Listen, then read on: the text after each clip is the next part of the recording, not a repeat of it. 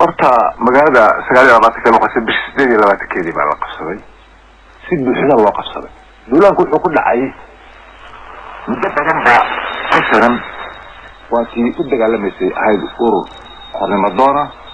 waati dalka gudihiisa ka dagaalamaysay muddo badan diyaar garow ayaa ay ku jireen ciidamada dhaqdhaqaaqa waddanka Soomaaliyeed marka waqtigii ay ula muuqatay inay fursad u ahayd ayaa dagaal karisa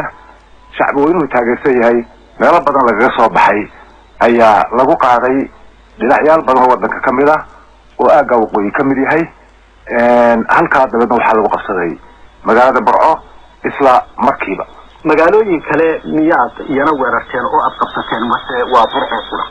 weerarku meelooyin badan baa la weeraray ilaa imankana meelo badan ayaa dagaalku ka socda meelaha la qabsaday ee aan warkoodana waxa kamid ah Cadaadley waxa kamid ah muxuu ahay area Gabiile laftigeeda oo meelo badan laga xoreeyay waxa kamid ah tuulooyin badan oo hawdka ah oo shacbigu isagu laftigiisu gacanta ku xoreystay oo weyna ayaa kamid ah waxa kamid ah meelo badan oo baadiyaha iyo tuulooyinka ah maalintii isniintii hadal aad soo saarteen oo London ka soo saarteen waxaad ku sheegteen magaalada Sheekhna inaad qabsateen Sheekh ma ku jirtaa magaalooyinka aad qabsateen Sheekh magaalada Sheekh طبعا laftigeeda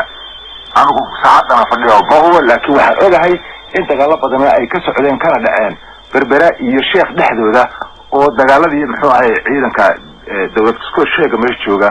lagu jabiyay Burcana maadaama la haysto marka Sheekh waxaan u qaadanaa inay tahay gobolka xoroway inay kamid tahay askarta aba ciidamada SNM magaalada Burco weerarka ku qaaday tiradoodu intee bay leekaayeen ciidamadaasi ciidamo aan yarayn ayay ahaayeen ciidamada weeye ay suurta gelisay inay magaaladaas oo magaalada labaad dhinaca waqooyi ee dalka Soomaaliyeed ah oo ciidan la xaddi uu deganaa kana warqabeen muddo badan dagaal meesha ka socday hawliyada lagu qabsan karaa labadaba waa muujin karaysaa in xoog iyo niyad lagu galayna way muujinaysaa inaan ciidamada halka joogay ee dawladda ka tirsan dawladda ku sheega ka tirsan inay tamara badan lahayn way muujinaysaa degdeg loo qabsaday sida hawsheeda looga adkaaday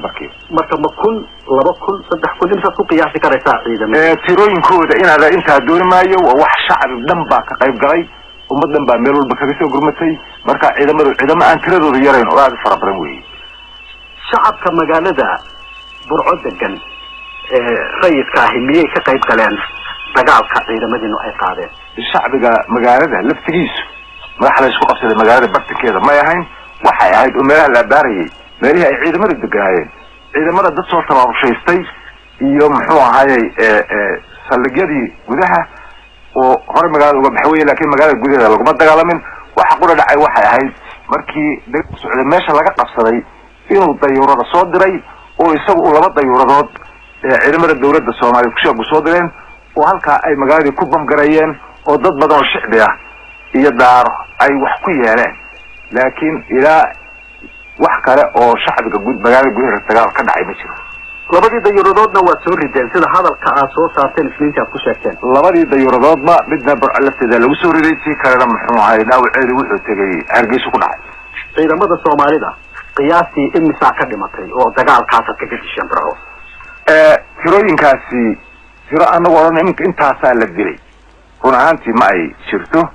waa si jirta dagaal baa meesha ka dhacay ciidamadu waxay u qaybsadeen 3 nooc wax isdhiibay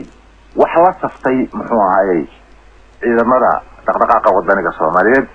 iyo wax farxaray ciidamadiini imisa ka dhimatay ciidamada iyada waxa ka dhintay 7 dhaawac noqotay wararka dhinaca Muqdisho ka imanaya waxa uu sheegayaa 600 ilaa 800 oo ciidamadiina ah in ay dagaalka ka qayb galeen midna aanu ka noqon ciidamada yadii way haystaan calankii dhaqdhaqaaqa waddanka Soomaaliyeed bana maanta magaalada Burco ka taagan waanuna sidaan shalay ba yiri imankana waa cadeynaa hadii ciidamada dawladda Soomaaliyeed guriyeen taga biriso Sir Ahmed Silaayo tallaabada kale ee taa ku xigtay ma ka qaadanaysan tallaabada kale ee taa ku xigtay qaadana waxa weeye dabcan inaanu dhulka intikaan ka xoreyno nidaamka taashiga ee dalka ka dhisan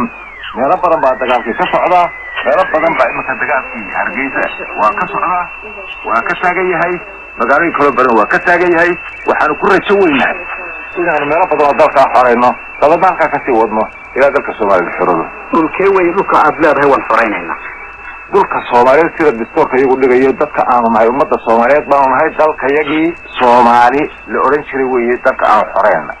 قبل هذا وقوي يا جماعة قبل هذا وقوي ذلك الصومالي بكمل يجين وأرنا قبل هذا كنا وأي غير والحرين دون وقت إن شاء الله ولا جاري دون عمل ما كبحوش وقصة ورئيس قاس markii aanu qabanay kadib gudoomiyaha dhaqdhaqaaqa ee Sanaam Mr. Ahmed Tilayo waxa uu sheegay in